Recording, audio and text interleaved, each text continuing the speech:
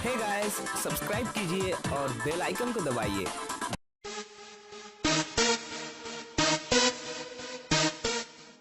जय माँ भवानी, जय लोधेश्वर महादेव। स्वागत है दोस्तों आप सबका आपके YouTube चैनल लोधी रिएक्शन में।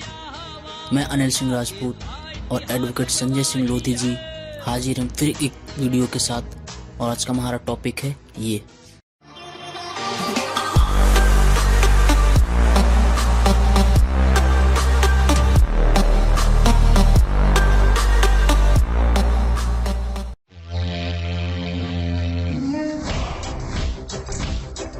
जैसलमेर का राजवंश राजपूतों की चंद्रवंश की यदुवंशी पौराणिक यादव जादौन खाम की भाटी शाखा में है और अपने पूर्वज राजा भाटी के नाम से भाटी या भाटी यादव कहलाता है। इनके मूल पुरुष पंजाब से चलकर विक्रम संख्या 800 के करीब राजपूत आने में अधिकार किया था। इन भाटियों ने समय समय पर उत्तर से भारत पर आक्रमण करने वालों का सबसे प्रथम मुकाबला किया था। इसी से इनको उत्तर भड़कीवाड़ भाटी अर्थात उत्तर भारत के द्वार रक्षक भाटी कहते हैं।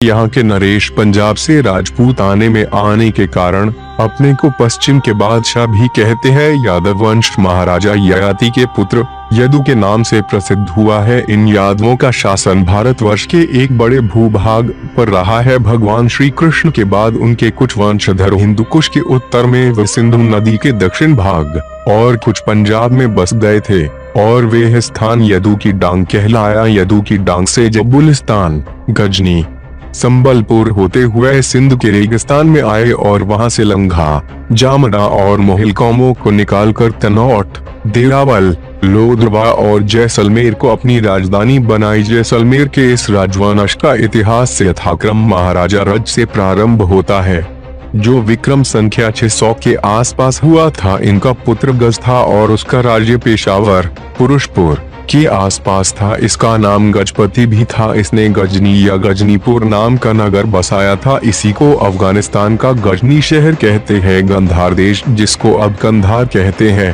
प्राचीन समय में चंद्रवंशी क्षत्रियों के अधिकार में था और चीनी यात्री हुएनसांग 7वीं शताब्दी में उस तरफ से होकर ही भारत में आया था। उसने उस समय हेरात से कंधार तक हिंदू राजा व प्रजा का होना लिखा है। खुरासान के बादशाह ने महाराज गज पर आक्रमण किया। इस युद्ध में खुरासानी बादशाह और महाराज गज दोनों ही काम आए और राजधानी गजनी पर मुसलमानों का अधिकार हो गया। जब गाजीपुर मुगलों के हाथ चला गया तो महाराज गज के पुत्र शालिवाहन पंजाब के दक्षिण की ओर अपने साथियों के साथ बढ़े और वर्तमान लाहौर के पास शालवाहनपुर नगर बसाया। यह नगर वही है जिसे अब सियालकोट कहते हैं। धीरे धीरे ये पंजाब के स्वामी हो गए। शालिवाहन के बाद उसका बड़ा पुत्र बुलंद सियालकोट की गद्दी पर बैठा। इसके समय में तुर्कों का जोर बहुत बढ़ गया था और उन्होंने गजनीपुर वापस ले लिया। इससे बुलंद के पुत्रों के अधिकार में केवल सिंधु नदी का पश्चिमी भाग ही रहा। बुलंद के 6 पुत्रों में ज्येष्ठ भाटी थे। ये बड़े प्रतापी योद्धा थे। इन्होंने कई लड़ाइयां लड़ी थी। महाराज भाटी जी के समय तक